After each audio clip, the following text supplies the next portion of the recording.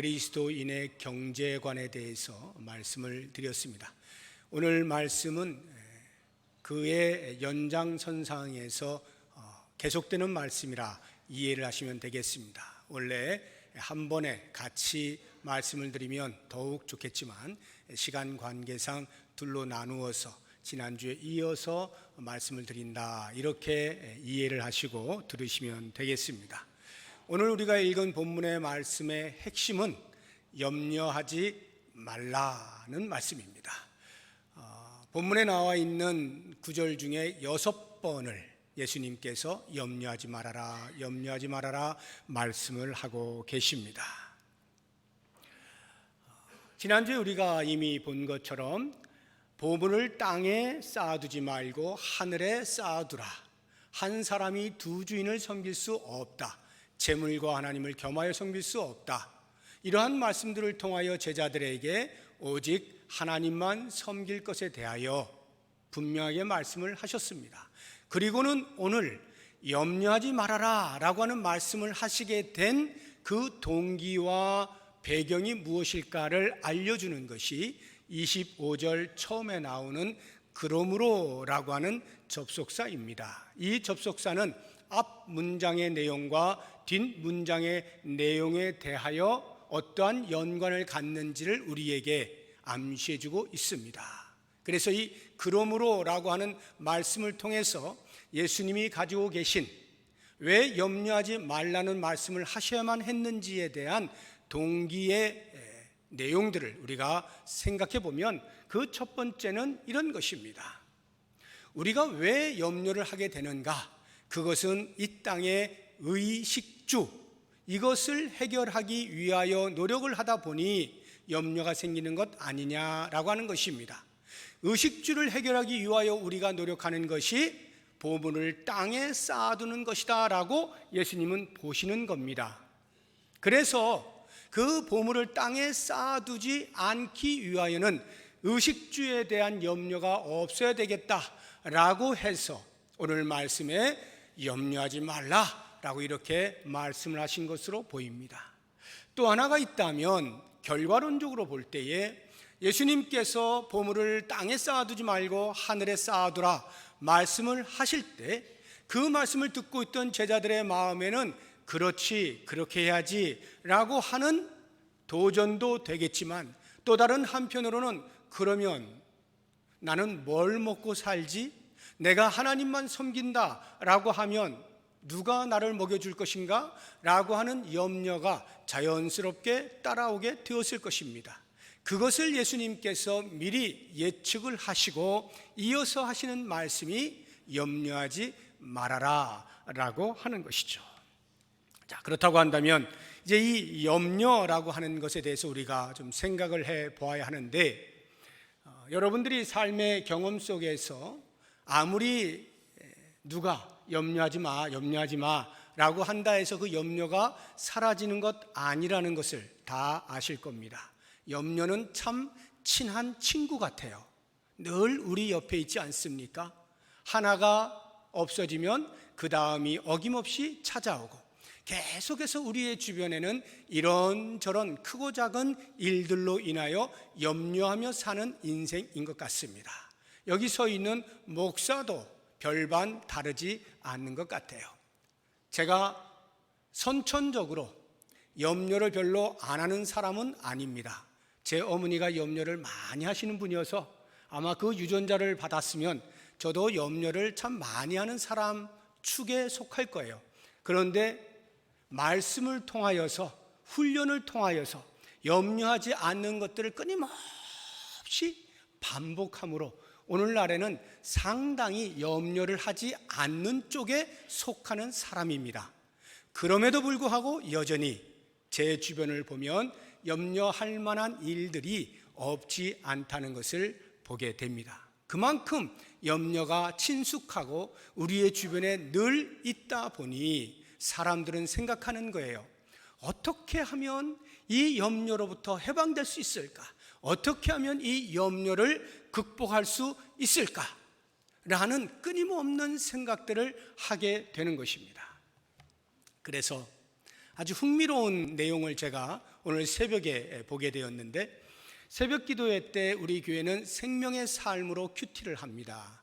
오늘 날짜에 그 생명의 삶 보시면 제일 뒷부분에 묵상과 적용이라고 하는 란이 있는데, 거기에는 항상 좋은 책들 안에 있는 관련된 글들을 소개하고 있는 란입니다. 거기에 Jesus First라고 하는 책을 쓰신 고명진 목사님의 책에 나와 있는 내용을 인용해 놓은 것이 있는데, 제가 새벽에 그것을 보면서 오늘 말씀과 너무 맞아떨어져서 제가 여러분들에게 좀 소개를 해드리려고 그럽니다. 과테말라라고 하는 나라를 아실 것입니다. 그 과테말라에 관광객들이 가면 빠지지 않고 사는 인기리에 판매가 되는 물건이 하나 있다 그래요. 그것이 조그마한 인형입니다. 짜투리 천으로 만들어진 한 2, 3cm 정도 되는 아주 작은 인형이죠. 그 인형이 절찬리에 판매가 된다고 하는데, 그 인형의 이름이 걱정 인형입니다. 걱정 인형. 그래서 사람들이 이제 걱정이 많으니까 그 걱정 인형을 사가지고 집에 가서 잠잘 때, 걱정이 있을 때마다 머리맡에, 베개 밑에다가 그 인형을 넣어두고 자면 잠자는 동안의 모든 걱정을 그 걱정 인형이 다 가지고 간다 라고 해서 이 걱정 인형이 많이 팔린다 그래요. 더욱 신기한 것은 그 인형을 사는 고객 가운데 어린아이들이 많다는 거예요. 그러니까 우리 애들도 걱정할 거리가 많다는 거죠. 우리가 볼 때는 너희들이 뭔 걱정이 있냐 이렇게 생각할지 모르지만, 그 애들도 나름 이것저것 고민거리가 많은 모양입니다. 애들도 많이 사간다 그래요. 이런 걸 보면 그만큼 우리는 걱정으로부터 해방되고 싶은 간절한 열망이 모두에게 있다는 것을 알고, 그만큼 걱정거리는 우리 인간에게 떼어지지 아니하는 찰떡같이 붙어있는 것이라 이렇게 생각이 됩니다. 그래서 예수님께서 그러한 인생들을 아시고 제자들에게 지금 말씀하실 때, 너희들은 돈을 섬기면 안 돼, 너희들은 돈을 사랑하면 안 돼, 오직 여호와만 섬기고 여호와 하나님만 사랑해야 돼 라고 말씀하실 때, 당장에 찾아올 그 염려들을 예수님께서 예측을 하시고 염려하지 말라 이렇게 말씀하신 거예요. 그러면 예수님이 말씀하시는 이 염려하지 말라라고 하는 말씀 속에 담겨있는 의미들이 뭘까? 이 부분을 제가 묵상을 하면서 제일 먼저 떠오르는 것이, 염려라고 하는 것은 다가오는 것이 아니라 취하는 것이구나 하는 것을 깨닫게 되었어요. 우리는 보통 이렇게 생각합니다. 내가 염려하고 싶어서 하나? 염려가 되는 걸 어떻게? 여러 가지 일들이 나에게 다가올 때 그것으로 인하여 나는 염려할 수밖에 없는 상황에 봉착했다는 것이 대부분 우리들의 생각인 것입니다. 그런데 예수님의 염려하지 말라라고 하는 이 명령을 통하여 염려는 내가 선택하는 것이구나 하는 것을 깨닫게 되는 것입니다. 만약에 찾아오는 것이라고 한다면 굳이 예수님께서 염려하지 말라고 우리에게 말씀하실 이유가 없겠죠. 그런데 우리가 선택하는 것이기 때문에, 우리가 취하는 것이기 때문에 그렇게 하지 말라라고 말씀을 하시는 것입니다. 우리가 염려를 하면서 나름 합리화를 하는 것은 환경이 그렇기 때문에 어쩔 수 없었어 라고 하는 것입니다. 사실은 우리의 마음이 사탄에게 빼앗긴 거죠. 사탄에게 굴복한 거예요. 그런데 차마 성도로서 그렇게 인식하기에는 너무나 멋쩍으니까 환경이 나로 하여금 염려를 만들었다. 환경 때문에 어쩔 수가 없었어. 너도 한번 그 상황에 처해봐. 네가 염려하지 않고 견딜 수 있을까? 이렇게 하면서 자기의 염려를 환경으로 돌리면서 내 책임이 아니다라고 생각하는 것이 일반적인 우리의 생각인 것입니다. 그러나 예수님이 말씀하시는 거예요. 염려는 네가 선택한 거야. 한 심리학자가 염려에 대해서 이렇게 정의한 것을 보았어요. 염려라고 하는 것은 느린 형태의 자살이다. 이렇게 정의한 것을 제가 보면서 자살이라고 하는 것에 대한 여러분들의 생각은 어떻습니까? 성도라고 한다면, 기독교인이라고 한다면 자살은 전부 죄라고 하는 것을 다 아실 것입니다. 왜냐하면 생명의 주인이 하나님이신데 마치 내가 내 생명의 주인인 것처럼 여기고, 그러니 내 마음대로 할 수 있는 거야 라고 해서 내가 내 생명을 거두겠어 라고 하는 선택을 한 것, 이것이 죄 아닙니까? 그래서 자살은 죄로 여기는 거예요. 일반 사람들은요, 그렇게 생각하는 사람도 있지만 동정을 보내는 사람도 많습니다. 왜냐하면 자살하게 된 사람들의 그 배경과 이유를 들어보면 고개가 끄덕거려지거든요. 야, 저런 상황에서 나라도 자살했겠구나, 이런 생각이 들 만큼 동정이 가는 환경과 상황이에요. 신문에 자살한 사람들 보십시오. 다 이유가 있어요. 그리고 정말 그럴 수밖에 없었겠네 라고 하는 생각이 들 정도예요. 그런데 그것은 그 환경이, 그 상황이 그 사람을 자살하게 만든 게 아니라 최종적으로는 내가 자살을 선택한 거거든요. 이게 기독교가 말하는 자살이 죄라고 하는 이유입니다. 그런데 염려가 느린 형태의 자살이라고 한다면 이 염려 역시 마찬가지로 선택한 것이다 라는 것을 알게 되는 것입니다. 그러면 우리는 염려가 아닌 무엇을 선택해야 되느냐? 사도 바울이 이야기합니다. 빌립보서 4장 6절과 7절에서 너희는 아무것도 염려하지 말고, 염려를 선택하지 말고, 다만 모든 일에 기도와 간구로 너희 구할 것을 하나님께 감사함으로 아뢰라. 염려가 아닌 기도를 선택하라는 거예요. 염려할 만한 상황이 발생했을 때 염려를 취하지 말고 기도의 자리로 나아가라는 것이죠. 염려는 선택입니다. 환경에 또는 누군가에게 전가시키지 마십시오. 염려는 내가 취하여 생겨난 것이다 하는 것을 기억하시기 바랍니다. 예수님께서 염려하지 말라라고 말씀하실 때는 또 다른 묵상이 되는 것이 염려해봐야 아무 소용이 없기 때문이라는 뜻이죠. 염려가 문제를 조금도 해결해 주지 못한다는 뜻입니다. 27절 말씀을 보십시오. 너희 중에 누가 염려함으로 그 키를 한 자라도 더할 수 있겠느냐? 예수님의 질문에 제자들이 어떻게 대답했겠어요? 저는 한 자 더할 수 있습니다, 이렇게 말할 사람이 있겠습니까? 아무도 없죠. 아무리 백날 염려를 하여도, 아니 심지어는 금식을 하면서 염려를 하여도, 흰머리가 날 때까지 염려를 한다 할지라도 키를 한 자 더 할 수 없죠. 염려가 그 문제를 해결해 주지 않아요. 여기 키라고 할 때에 또 다른 성경에서는 그것을 생명으로 번역을 하는 성경들도 있습니다. 그래서 생명의 시간을 조금이라도 연장할 수 없다는 말이죠.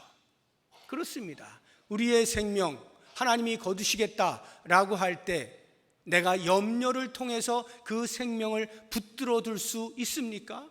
아무리 노력을 해도 붙들 수가 없는 거예요. 염려는 어떠한 문제 해결에 도움이 되지 않습니다.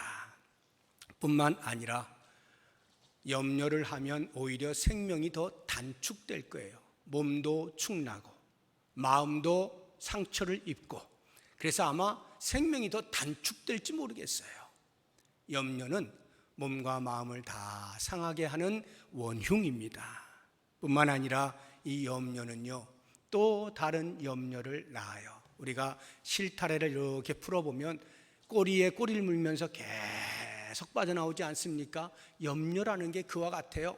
그래서 나중에 보면 이 염려가 눈덩이처럼 이렇게 쌓이게 되는 것입니다. 우리는 심지어 오늘의 염려만 해도 가득 찬데 내일 일어날 일에 대하여 미리 짐작을 하고 예상을 하고 염려를 땡겨서 하는 사람도 있어요. 34절 보십시오. 그러므로 내일 일을 위하여 염려하지 말라. 내일 일은 내일이 염려할 것이요 한날의 괴로움은 그날로 족하니라. 예수님의 이 말씀이 무슨 뜻이겠어요?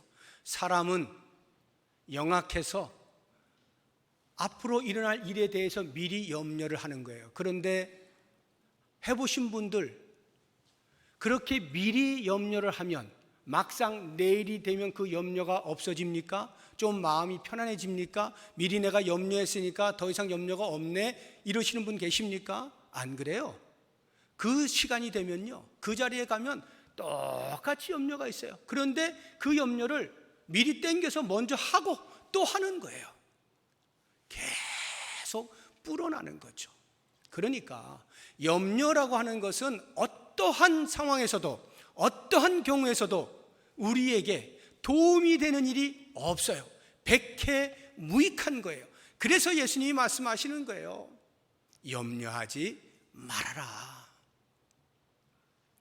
그러면 예수님께서 이렇게 염려하지 말라라고 말씀을 하실 때, 아니 주님, 좋은 말씀인 줄 알죠. 염려하지 않고 살면 얼마나 좋겠어요.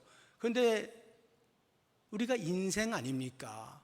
염려할 일들이 많이 일어나는 걸 어떡합니까? 하고는 계속해서 투정을 부린다라고 할 때 예수님이 어떻게 하셔야 되겠어요? 그래도 염려하지 말라니까 하고 윽박 질러버리면 그것으로 끝나는 거죠. 그런데 예수님은 그렇게 하지 아니하시고 염려하지 않아도 되는, 염려를 극복할 수 있는 길을 알려주셔요. 염려를 극복할 수 있는 방법을 알려주셔요.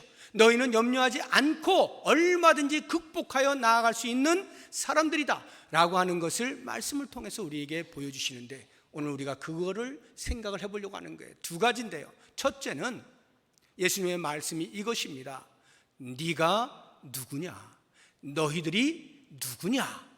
이것을 물으시는 거예요. 너희가 어떤 사람들이냐? 다시 말하면 나라고 하는 이 존재의 가치를 인식하라는 뜻이에요. 그러면 염려가 나를 침식하지 못해요. 내가 어떤 사람인가? 어떤 사람입니까? 하나님의 자녀죠. 하나님의 형상대로 지음받은 존재에서 나아가서 예수 그리스도의 십자가의 공로를 통하여 새로운 피조물이 되어지고 하나님의 자녀라고 하는 권세를 얻게 된 것입니다. 그래서 하나님이 우리 아버지셔요. 우리 존재가 그런 존재예요. 그러면 하나님이 우리 아버지시라는 것이 왜 염려를 극복할 수 있는 길이 되는가? 하나님이 어떤 분이십니까? 온 우주 만물을 말씀으로 창조하신 분이잖아요. 그래서 오늘 예수님이 비유로 말씀해 주신 것 가운데 공중의 새와 들에 피는 백합화를 말씀하시죠. 먹을 것과 입을 것에 대한 비유입니다. 공중의 새, 그들이 염려하는 것 보았더냐? 내가 다 먹이지 않느냐? 들에 피는 백합화, 그들이 아름다운 옷을 입으려고 뭐 애를 썼느냐? 때가 되면 꽃이 피어지고 아름답게 보여지도록 내가 기르지 않더냐? 이렇게 말씀을 하시는 거예요. 그러면서 예수님의 일성이 그 다음에 나옵니다. 26절 보십시오. 공중의 새를 보라. 심지도 않고 거두지도 않고 창고에 모아들이지도 아니하되 너희 하늘 아버지께서 기르시나니 그 다음 너희는 이것들보다 귀하지 아니하냐? 너희는 이것들보다 귀하지 아니하냐? 30절 보십시오. 오늘 있다가 내일 아궁이에 던져지는 들풀도 하나님이 이렇게 입히시거든 하물며 너희일까 보냐? 예수님이 비유하시잖아요. 이렇게 두 개를 비교를 딱 하면서 공중의 새를 하나님이 먹이신다면 내 자녀인 너희들, 하나님의 자녀인 너희들을 하나님이 외면하실 리가 있겠어? 라고 하는 것과 들에 핀 백합화를 곱게 입히시는 하나님이시라면 하물며 너희들을 입혀주지 아니하시겠느냐? 이거죠. 그러면 공중의 새와 들에 피는 백합화가 우리하고 비교 대상이 됩니까? 사실은 안 돼요. 같은 피조물이긴 하지만 급이 다르잖아요. 급이 달라요. 그것들과 우리는 급이 달라요. 하나님의 형상일 뿐만 아니라 하나님의 자녀예요. 우리는 전혀 다릅니다. 그런데도 불구하고 그렇게 비교하는 것은 예수님께서 비교해봐 이 뜻이 아니라 비교 불가의 가치를 가지고 있어 이 뜻이에요. 너희들은 비교 불가의 가치를 가지고 있는 사람들이야. 하나님의 자녀야. 하나님이 어떻게 하실 것 같으니 하고는 32절에 이렇게 말씀하시죠. 이는 다 이방인들이 구하는 것이라 너희 하늘 아버지께서 이 모든 것이 너희에게 있어야 할 줄을 아시느니라. 아버지 되신 하나님이 우리의 필요를 다 하신다는 거예요.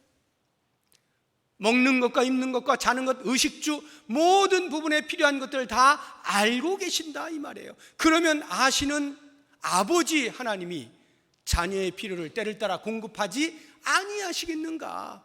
너무나 당연한 거다 이 말이죠.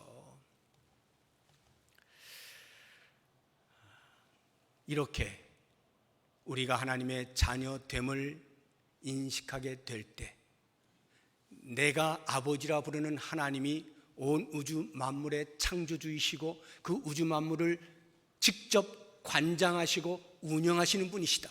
그러면 하물며 자녀된 우리를 보호하시고 지키시는 것이야 말할 것도 없는 것 아닌가 라고 하는 이 확신이 드는 순간 우리의 마음에 있던 염려들이 하나씩 하나씩 양파 껍질을 벗겨나가듯 물러가게 되는 것을 경험하게 되는 것입니다. 그러므로 우리는 우리의 모든 찾아오는 염려가 환경으로 인하여 상황으로 인하여 발생하는 것이 아니라 무엇 때문이라고요? 나의 존재 가치를 제대로 알지 못하는 것 때문에 하나님이 나에게 어떠한 분이시라는 것을 정확히 알지 못하기 때문에 이것을 가리켜 기독교 용어로 믿음이라고 하죠. 믿음이 작아서 예수님이 말씀하시는 것이 그거 아닙니까? 다시 30절 보십시오. 오늘 있다가 내일 아궁이에 던져지는 들풀도 하나님이 이렇게 입히시거든 하물며 너희일까 보냐? 그리고 그 다음에 믿음이 작은 자들아. 우리의 염려는 환경의 문제가 아니라 믿음의 문제예요. 우리가 어떤 사람인지를 의심하는 거예요. 하나님이 어떤 분이신지를 의심하는 거예요. 믿음이 작아요. 그러다 보니 자연스럽게 염려가 찾아오는 거죠. 이제 기억하십시오. 내가 누구인가? 하나님 앞에 분명하게 자기 인식을 하십시오. 나의 가치를 아십시오. 그러면 하나님이 때를 따라 도우시는 은혜가 여기저기를 통하여서 찾아오게 되는 것을 경험하게 되어지고 그러면서 내 마음속에 의식주로 인하여 생겨난 염려들이 하나씩 하나씩 물러나게 되는 것을 경험하게 될 것입니다. 목사인 저도 인간이기 때문에 먹을 것, 입을 것 걱정되겠죠. 그런데 제가 걱정을 잘 안 하는 편이에요. 지금까지 굶어본 적이 없으니까요. 제가 만약에 그래 너는 굶어본 적이 없구나 나는 굶어본 적이 있어 라고 하신 분이 계시면 그래서 죽으셨습니까? 안 죽었잖아요. 죽었으면 여기 안 계시니까 못 듣겠죠. 살아 계시죠. 하나님이 살리시는 거거든요. 하나님이 먹이시는 거거든요. 하나님이 여기까지 오게 하시는 거거든요. 우리가 그것을 못 보는 것뿐이고 우리가 그것을 인정하지 않는 것뿐이지 하나님이 당신의 자녀들을 당신의 큰 날개 속에서 품으시고 계속하여 먹을 것과 입을 것을 공급하시면서 여기까지 오게 하셨다는 것을 우리가 알 필요가 있어요. 우리는 하나님의 자녀예요.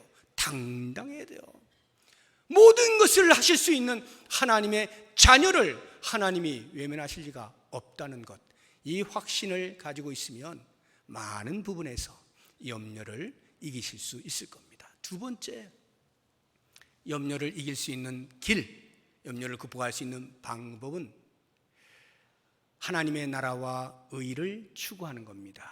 33절에 나와 있죠. 이 33절은 너무나 유명해서 좀 신앙생활 하셨다 하는 분들은 다 암송하고 계실 겁니다. 그런즉 너희는 먼저 그의 나라와 그의 의를 구하라. 그리하면 이 모든 것을 너희에게 더하시리라 하는 이 말씀, 너무 유명한 말씀이고 우리의 마음에 새겨져 있는 말씀인데, 이 말씀이 잘못 새겨진 경우가 있어요. 제가 그것을 해부를 해드리려고 해요. 이 말씀에 대한 오해가 있는데 크게 두 가지 오해가 있어요. 이 오해라는 것이 이렇게 해서 생겨난 겁니다. 너희는 먼저 그의 나라와 그의 의를 구하라 라고 하는 이 부분은 영적인 일이고, 그리하면 이 모든 것을 너희에게 더하시리라 라고 하는 이 부분은 육적인 일인데, 그래서 이 영적인 일과 육적인 일 두 개가 있는데 너희는 먼저 무엇을 택할래? 라고 말씀하시는 것으로 착각을 하는 거예요.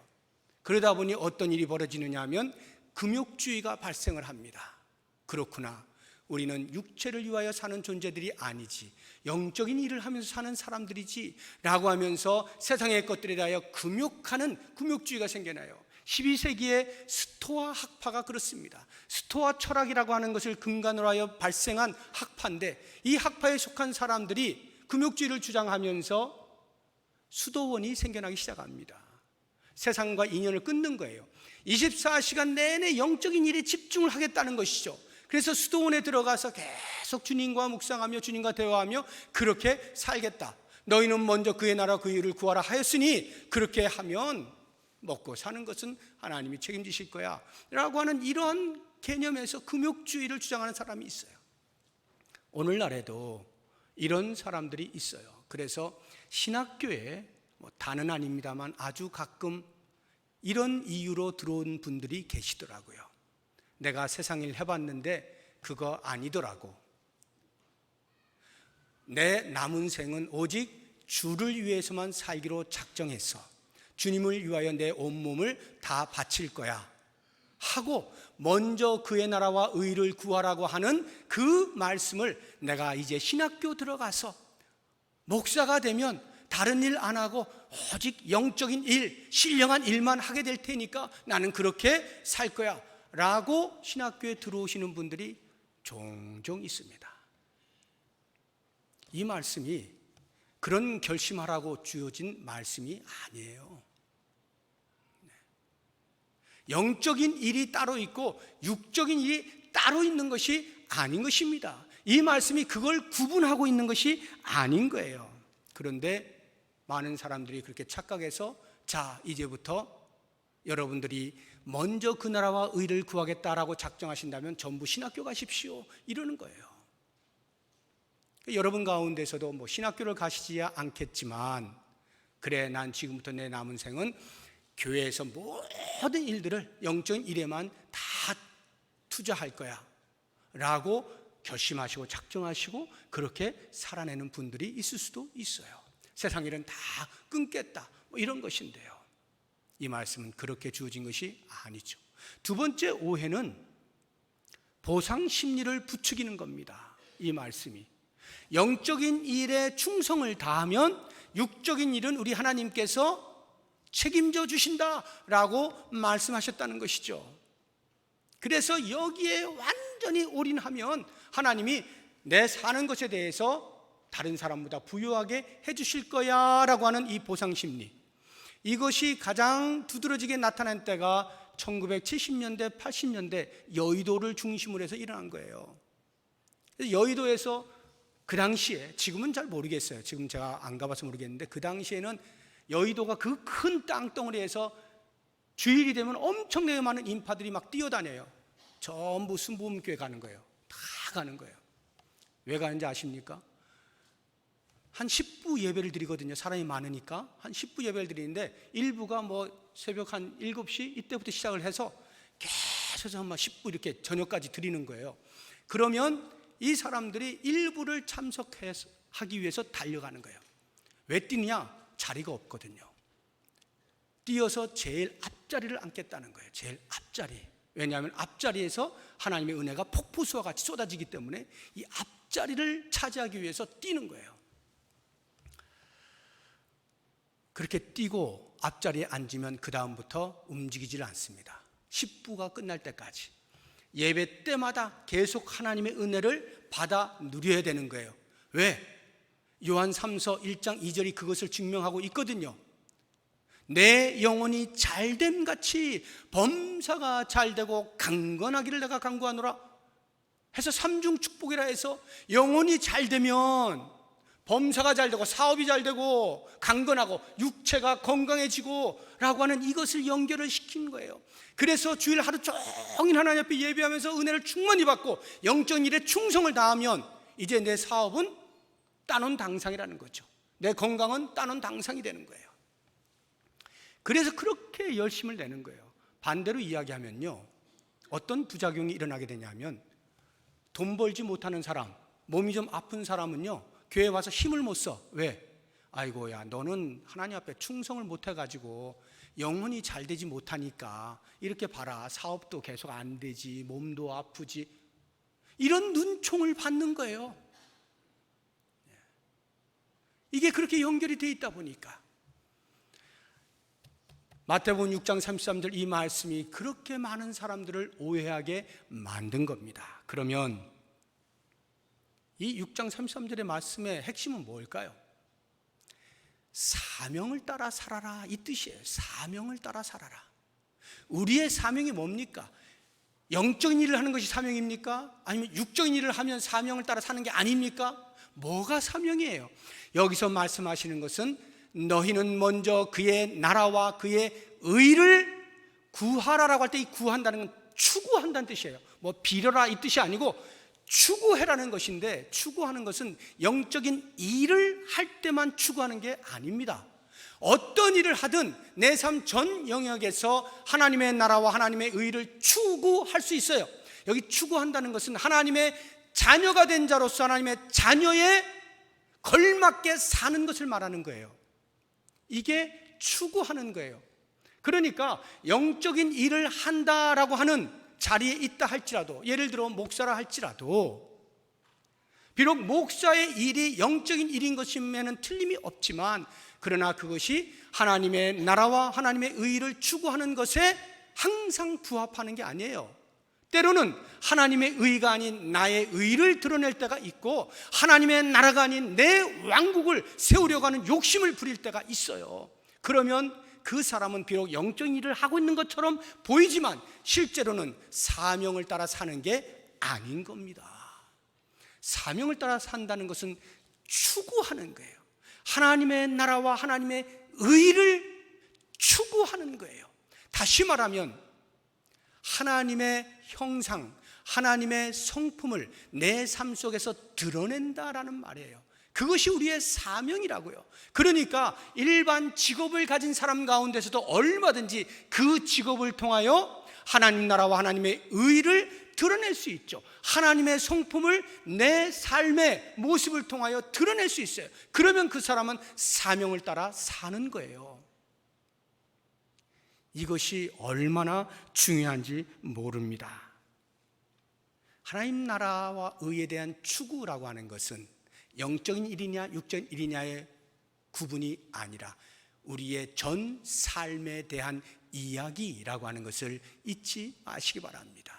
그러면 이제 우리는 이 자리에 앉아있는 어느 누구도 예외 없이 모두가 다 사명을 따라 살 수 있음에 대하여 알게 될 것입니다. 설령 직업이 없는, 집안을 돌보고 있는 전업주부라 할지라도 얼마든지 그 주부의 생활 가운데에서 하나님의 나라와 하나님의 의를 추구하는, 다시 말해서 하나님의 성품을 드러낼 수 있는 그러한 삶을 살 수 있죠.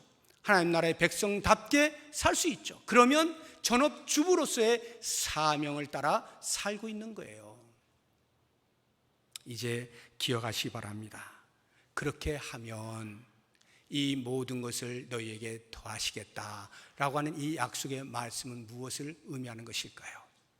나라와 의를 추구하는 것이 우리의 목적이요 방향이라고 한다면 이 모든 것을 더하신다라고 하는 먹고 사는 문제는 우리의 목적과 방향이 아니라 수단이 된다는 의미입니다. 수단이 된다는 거예요. 그래서 아무것도 염려하지 말라라고 하는 것은 너희들이 먹을 것을 위해서 아무 일도 하지 마, 먹을 것에 대해서 아무것도 구하지 마, 이런 뜻이 아니라 그것을 목적 삼지 않는다는 거예요. 목적을 삼고자 할 때 거기서 발생하는 것이 염려거든요. 우리의 먹을 것과 입을 것을 목적하여 사는 순간 염려는 끊어낼 수가 없게 돼요. 그런데 그것을 수단으로 삼게 되어지면 때로는 수단이 목적을 이루기 위하여 좀 변변찮을 때도 있잖아요. 그래도 큰 문제 없어요. 목적이 분명하면요. 때로는 수단이 좋을 때도 있겠죠. 그러면 감사함으로 또 하면 돼요. 조금 변변치 않으면 그냥 참으면 돼요. 염려할 것이 아닌 거예요. 정말로 우리가 염려하겠다라고 한다면 그 나라와 의를 추구하는 일에 있어서 혹시 내가 부족한 것이 없을까? 그런 부분을 차라리 염려를 하는 거죠. 먹고 사는 것으로 우리의 수단을 가지고 염려하지 말라라고 하는 것입니다. 말씀을 맺겠습니다. 오늘 말씀 총 정리를 해보면 왜 우리가 염려하지 말아야 하는가라고 할 때 예수님의 그 말씀 속에는 염려는 선택이니까 너희는 지금 당장 선택하기를 멈춰라, 이것이 염려하지 말라는 말씀 속에 담겨 있는 것이고, 또 다른 하나는 염려는 너희에게 백해가 무익한 것이니 조금도 염려하지 말라라고 하는 것이고, 그래서 염려 대신 우리가 그러면 그 염려를 극복할 수 있는 길이 무엇일까? 크게 두 가지를 말씀드렸어요. 하나는 하나님의 자녀의 가치를 인식하는 것이고, 또 다른 하나는 우리에게 주어진 사명, 하나님 나라와 그 의의 추구, 이것을 꼭 붙잡고 살면 우리를 찾아오고 있는 모든 염려들 우리가 얼마든지 떨어내버릴 수가 있고, 그 염려를 극복하고 하나님이 주시는 평강 가운데에서 하나님 뜻을 이루며 살아갈 수 있게 될 것입니다. 우리 모든 성도들이 이렇게 염려를 넘어서서 하나님의 승리케 하시는 은혜 가운데에서 기쁨으로 감사의 찬송을 올려드리는 복된 삶을 살 수 있기를 주의 이름으로 축복합니다. 기도하겠습니다. 하나님 아버지, 우리가 누구인지 알고 싶습니다. 아니, 알면서도 의심하고 있는 우리의 믿음 없음을 긍휼히 여기시고 믿음의 반석 위에 든든히 서서 하나님의 자녀의 권세를 가지고 모든 염려를 추방시키며 기쁨으로 평온 가운데 생활할 수 있도록 도우시길 원합니다. 주님, 우리가 어디에 있든지 무엇을 하든지 하나님의 나라와 그 의를 추구하는 인생이 되길 원합니다.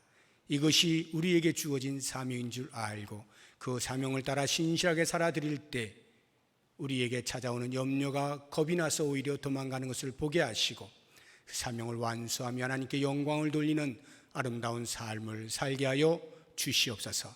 예수님의 이름으로 기도드립니다. 아멘.